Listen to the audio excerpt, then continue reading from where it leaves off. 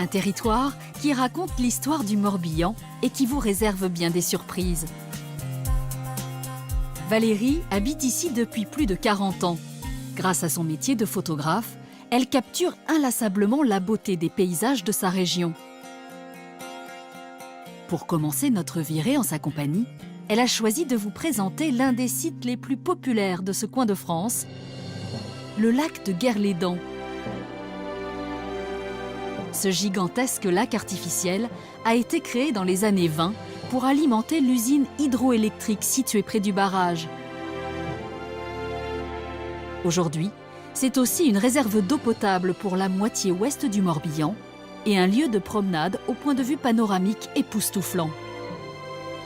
Mais si Valérie a choisi de vous y amener, c'est parce qu'en 2015, le lac a dévoilé ses mystères pendant quelques mois, le temps d'une mise à sec.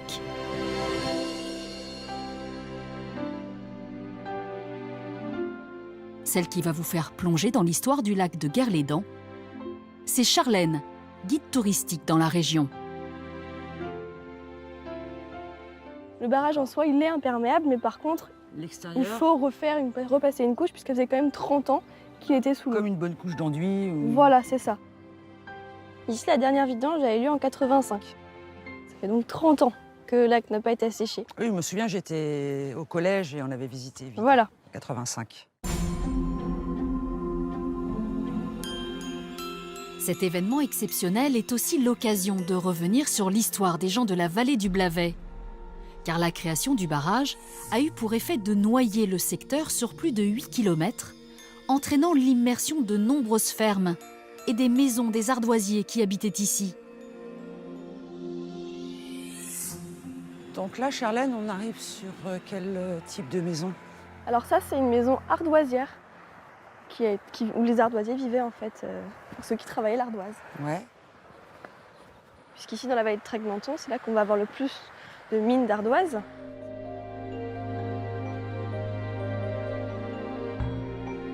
Neuf carrières d'ardoise ont été englouties sous le lac de Guerlédan, mettant un terme à l'activité des gueules bleues du Blavet. Une économie qui a pourtant fait les beaux jours de la vallée. Ça a permis vraiment le commerce de l'ardoise ici. D'accord. C'est quelque chose qui a vraiment permis à le centre-Bretagne de s'enrichir. L'autre richesse de ce centre-Bretagne, le Cresse-Braise comme on dit ici, ce sont les légendes locales peuplées de corrigans et de fées. Celle du lac de Guerlédan est plutôt sombre, mais empreinte d'une certaine poésie. On a une légende dans le lac de Guerlédan. On dit qu'il y a un clocher englouti et que lorsque le lac est plein et si on entend les cloches sonner, ça veut dire que c'est l'Ankou qui vient nous chercher. Et l'Ankou en Bretagne, c'est la mort. D'accord, parce que j'ai déjà entendu parler de cette histoire et les gens, des fois, cherchent ce fameux clocher. Non, on n'a pas de clocher, c'est vraiment une légende, ce clocher n'existe pas. Les sceptiques auront eu tout le temps de vérifier pendant les 6 mois où le lac a été vidé. Car Guerlédan a désormais retrouvé son niveau habituel, alimenté par le canal de Nantes à Brest. Suivons cette eau qui file au gré des verts paysages de cet arrière-pays morbihanais. Vous allez voir que ce canal de Nantes à Brest est une attraction à lui tout seul. Un cours d'eau au charme bucolique, construit au XIXe siècle sur les ordres de Napoléon, qui devait absolument contrecarrer le blocus maritime des Anglais sur le littoral. L'approvisionnement des ports étant impossible, il fallait trouver une alternative par les voies intérieures.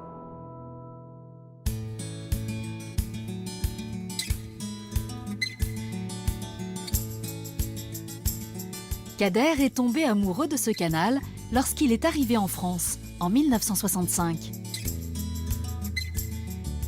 Quand j'ai vu l'eau de partout, moi qui suis natif du désert saharien, où l'eau était vraiment perfusée dans la palmeraie. Et en voyant cette eau-là qui jaillissait de partout, ça a été un choc par rapport à cette immensité de l'eau. Un véritable coup de foudre pour Kader, aujourd'hui incollable sur cet incroyable canal qui a tant pesé sur l'histoire locale. Donc la période napoléonienne qui a connu les débuts de construction du canal a succédé à la période de la monarchie qui s'est rétablie à la chute de Napoléon. Le rôle stratégique du canal a complètement disparu et il est devenu un rôle économique. Et c'est là qu'on a continué à désenclaver la Bretagne. Le rôle, c'était vraiment de relier Saint-Malo, Brest, Arzal, Lorient, etc., Nantes, au centre de la Bretagne. Et les seules voies qui existaient, c'était les rivières. Donc l'ingénieur Bouessel avait cette mission-là de rendre toutes les rivières navigables. Et le canal a créé une sociologie formidable parce qu'il y avait les éclusiers, il y avait les bateliers, il y avait les commerçants, il y avait les charretiers qui venaient avec leurs charrettes transporter la marchandise. Et ça a fait un lien social d'une écluse à l'autre, d'une maison éclusière à l'autre, d'une ville à l'autre. Et donc le canal a été vraiment un des premiers facteurs de désenclavement de la Bretagne intérieure. Kader pourrait vous parler des heures de son canal où s'écoulent paisiblement les eaux bretonnes. Le canal de Nantes à Brest sur 360 km est un livre ouvert sur le cœur, sur le terroir, sur les riverains, sur toute l'histoire de la Bretagne. Il pourrait également vous décrire dans le détail les 238 écluses qui jalonnent le canal. Nous vous proposons de vous arrêter à l'écluse de Lille, celle que bichonne Jean-Yves depuis une douzaine d'années. Le soleil nous accueille sur l'écluse de Lille. Et voilà mon copain. Salut, Bonjour Jean-Yves. Bonjour. Comment vas-tu? Ça va? Très bien. Alors on écluse, on écluse, on Ah écluse. oui. Fidèle au poste. Voilà. Hop là. Hop là. C'est formidable. Bon. Valérie, Ah, tu voilà. vas me larguer là. Il ne me reste plus qu'à te dire au revoir, Kader. Allez, Kenavo, à Michel. À très bientôt et merci pour toutes ces belles histoires sur le canal. Merci Jean-Yves. Voilà. Bienvenue à terre. La valse des manivelles commence. Une chorégraphie bien réglée, avec pour chaque bateau 480 tours de moulinet à effectuer pour Jean-Yves. Alors les gens nous demandent parfois si c'est dur. Bon, c'est pas. Oui, c'est ce que j'allais vous demander. C'est pas très dur. C'est démultiplié, C'est j'imagine. démultiplié, mais il faut quand même savoir que chaque porte pèse 2 tonnes et demie.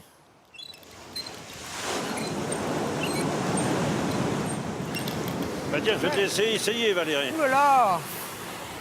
Je pas beaucoup de muscles, moi. Ça va être plus raide. Ah oui, c'est... Ça toute la journée.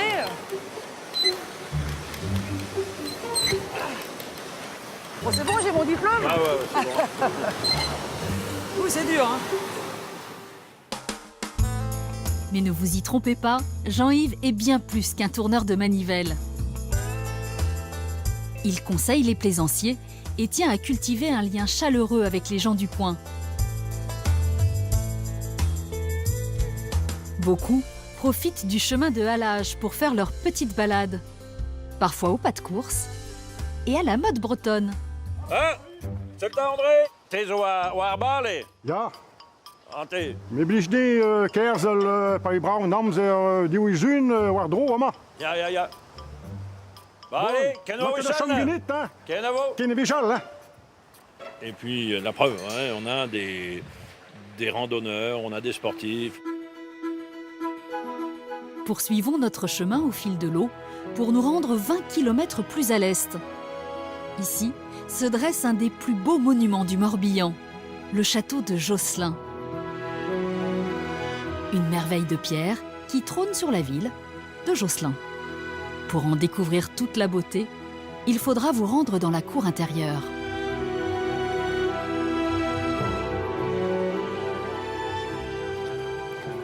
Bonjour Valérie. Bonjour Antoinette, comment allez-vous? Très bien, par ce beau soleil. Un merveilleux temps pour admirer cette extraordinaire profusion de motifs architecturaux. Pour vous accueillir, la propriétaire Antoinette de Rohan. Elle vous fera voyager 500 ans en arrière aux origines du château.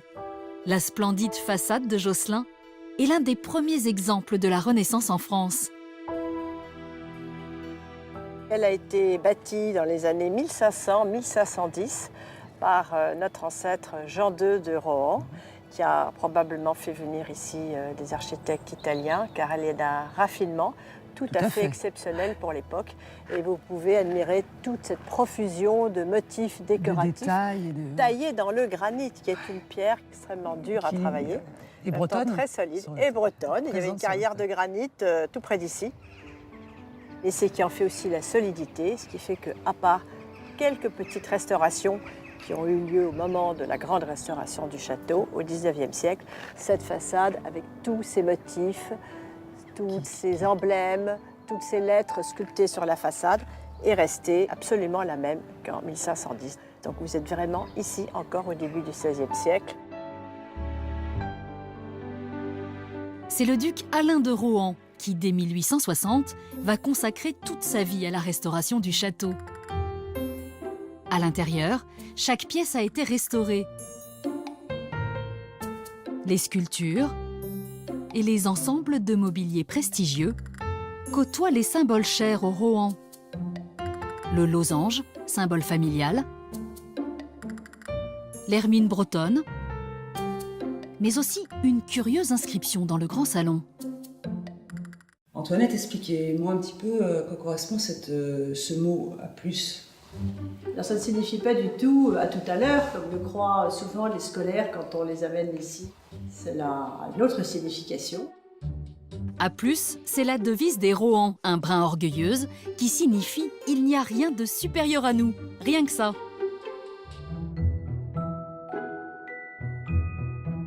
Dans ce château de Josselin, une autre inscription raconte l'histoire de France.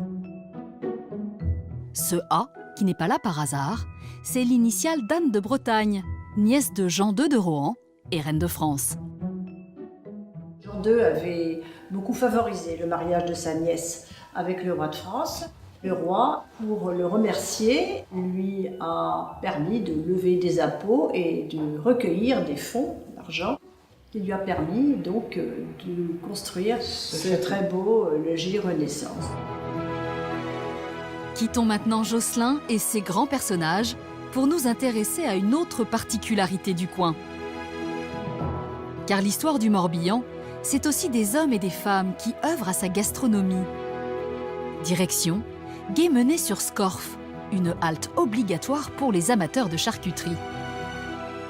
Bonjour Benoît. Bonjour. Bienvenue à la maison de l'andouille. L'andouille de Guémené, bien sûr. Un savoir-faire unique en France que maîtrise parfaitement Benoît, passé maître dans l'art de faire l'andouille. Ce que j'ai devant moi, c'est l'équivalent quasiment de 3 ventrées, c'est-à-dire les gros intestins de 3 cochons. Et avec ça, vous allez faire une andouille. Une andouille. On va dire grosso modo 3 kg de matières premières qui vont donner l'équivalent de 600 g d'andouille finie. Car dans l'andouille, vous ne trouverez pas de viande, mais bien des intestins. Dans le métier, on appelle ça des chaudins. Après les avoir triés, il faut les assembler en couches successives. Donc c'est un peu répétitif, mais c'est nécessaire. Et c'est vraiment ça, la spécificité de l'andouille de Guémené, si on la compare à une autre andouille.